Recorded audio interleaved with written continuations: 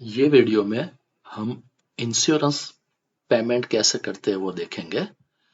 Insurance payment करने के लिए शोरूम के अंदर पोस्ट बिलिंग मतलब बिल बनने के बाद जो जो एक्टिविटी होती है वो ऑप्शन के अंदर पोस्ट बिलिंग के अंदर इंश्योरेंस पेमेंट में जाएंगे। या तो जैसे सर्च ऑप्शन थ्रू भी हम इंश्योरेंस पेमेंट सर्च कर सकते हैं।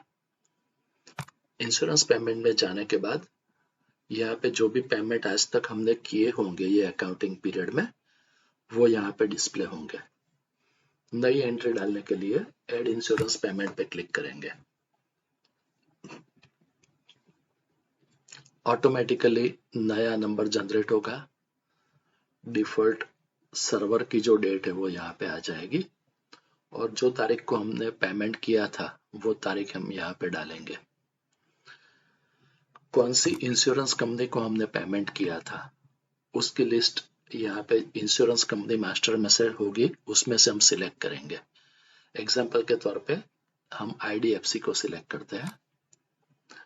तो जो भी बिल बनाते वक्त जहाँ पे भी IDFC इंश्योरेंस कंपनी सिलेक्ट की होगी और उसका इंश्योरेंस पेमेंट करने का बाकी होगा उसकी लिस्ट यहाँ पे डिस्प्ले हो जाएगी। और जैसे आप जानते हैं कि बिल बनाते वक्त जो भी इंश्योरेंस अमाउंट है वो अमाउंट से कस्टमर डेबिट होता है और इंश्योरेंस पेएबल अकाउंट क्रेडिट होता है। तो ये एंट्री के अंदर उसकी रिवर्स इफेक्ट होगी, जैसे कि इंश्योरेंस की जो अमाउंट पे करेंगे वो इंश्योरेंस पेएबल अकाउंट डेबिट होगा और जो भी पेमेंट मोड से हम पे करेंगे जैसे कि बैंक से करेंगे या जो भी तरीके से हम पेमेंट करेंगे वो अकाउंट क्रेडिट होगा और उस तरीके से इंश्योरेंस पेएबल क्लियर हो जाएगा। बाय चांस अगर इसके अंदर कोई प्रॉफिट रहता है, जैसे कि कस्टमर से हमने 4000 रुपीज कलेक्ट किए हैं और पे हम कर रहे हैं 3800, तो 200 रुपया प्रॉफिट हुआ तो वो 200 रुपया प्रॉफिट के अकाउंट में चला जाएगा। ये जो सब अकाउंट है ये प्री डिफाइंड है। इंश्योरेंस कमीशन इनकम अकाउंट और इंश्योरेंस पेएबल अकाउंट ये प्री डिफाइंड अकाउंट है। इसका नाम अगर हमें चेंज करना है तो हम कॉन्फ़िगर में जाके चेंज कर सकते हैं। तो इसमें कैसे एंट्री की जाती है अब डिटेल में देखते हैं। तो नॉर्मली इंश्योरेंस कंपनी का पेमेंट इंश्योरेंस कंपनी वाइज होता है और हर एक इंश्योरेंस कंपनी की एक पोर्टल होती है। तो अपने सॉफ्टवेयर में एंट्री डालने से पहले पोर्टल पर नॉर्मली पेमेंट होता है, उसकी लिस्ट हमें यहाँ पे पेंडिंग मिल जाती है और उसके बेस पे से पहले पोर्टल में हम पेमेंट करेंगे। और नॉर्मली हर एक इंश्योरेंस कंपनी की पोर्टल में से जो भी हम पेमेंट करेंगे, मल्टीपल पेमेंट होते हैं, तो वो पेमेंट की एक एक्सेल फाइल मिल जाएगी। तो वो एक्सेल फाइल को हम यहाँ पे इंपोर्ट कर सकते हैं और वो एक्सेल का फॉर्मेट किस तरीके से होना चाहिए, तो ये डाउनलोड एक्सेल फॉर्मेट में से वो फॉर्मेट हमें मिलेगा। एक ये देखते हैं कैसा फॉर्मेट होना चाहिए।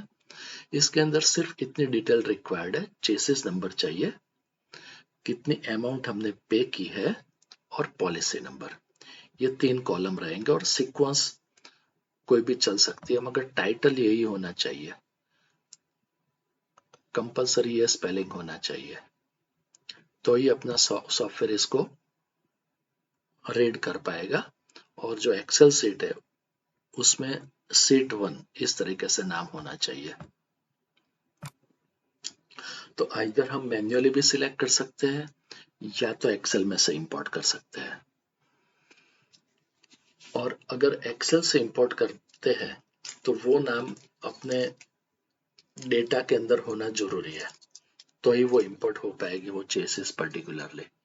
अभी एग्जांपल के तौर पे अभी हमारे पास एक्सेल नहीं है और मैन्युअली करना चाहते हैं तो यहाँ से हम नाम भी सर्च कर सकते हैं, जैसे हर्षल।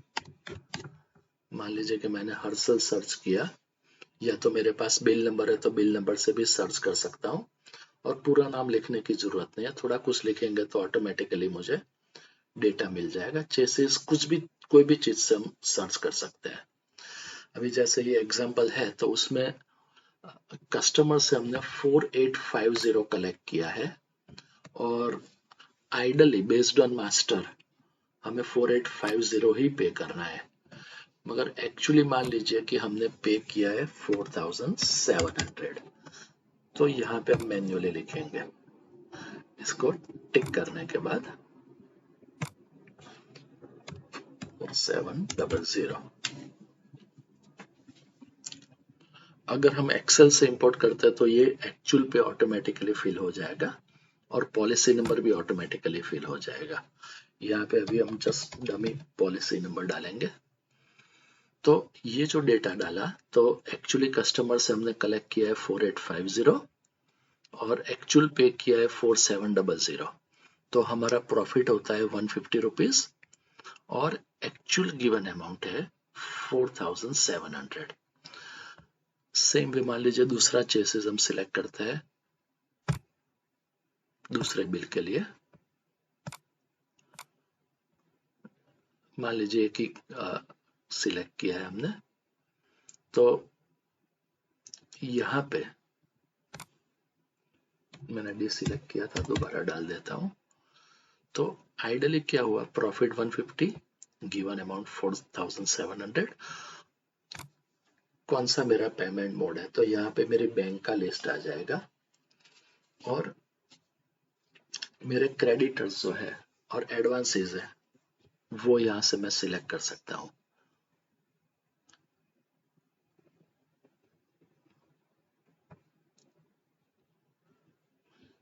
जैसे मैंने बैंक से पेमेंट किया एग्जांपल के तौर पे, तो HDFC बैंक लिमिटेड,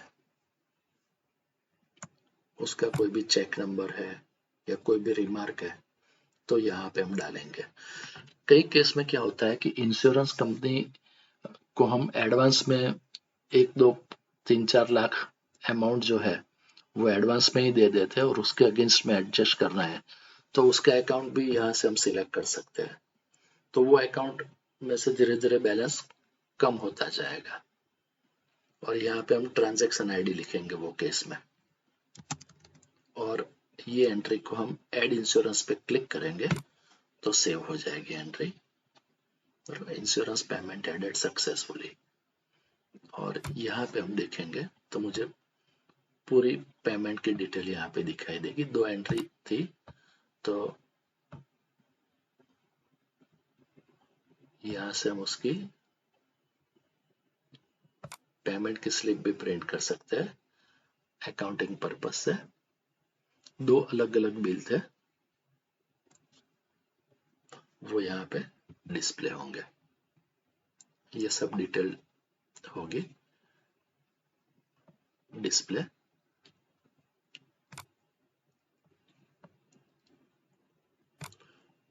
मुझे एडिट करना है तो एडिट यहाँ से कर पाऊंगा, डिलीट करना है तो डिलीट भी हो पाएगी एंट्री। और ये व्यू का ऑप्शन है तो यहाँ से एंट्री व्यू होगी। तो इस तरीके से पूरा इंश्योरेंस कंपनी का पेमेंट रिलेटेड मैनेजमेंट होता है। एक दफे अगर ये एंट्री हो गई जो चेसिस की, तो नई एंट्री में वो चेसिस डिस्प्ले नहीं होंगे। तो इस तरीके से पूरा ये भी ट्रैकिंग रहेगा कि कौन कौन से कस्टमर्स का इंश्योरेंस पेमेंट करने का बाकी है और insurance payable account square of हो जाएगा।